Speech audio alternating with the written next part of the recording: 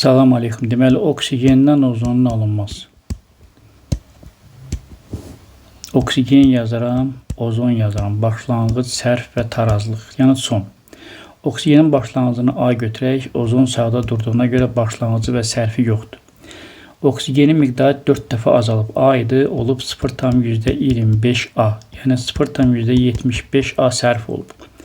Bu 0,75A sərf olunanda bu zaman oksigen ozon 0,5A alınır. Qabın həcmi 1-dir. Ona görə molla biz qatlıq kimi baxa bilərik. Yəni böləcək 1-ə. Tarallı sabiti 1 bərabərdir 0,5A-nın kvadratı. 0,5A vur 0,5A. Aşağıda 0,25A-nın kubu. 3 dəfə 0,25A yazacağım. Bununla bu getdi. Burada qaldı deməli. Burada qaldı deməli 2. Bununla bu getdi. Burada qaldı 2.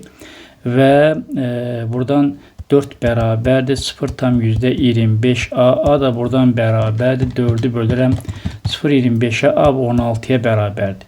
Yəni oksigenin başlanğıc miqdarı soruşsa cavab 16'dır.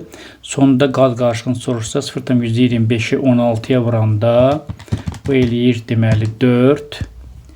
0,5'i 16'ya vuranda bu 8 və sondakıların da cəmi 12 eləyəcək.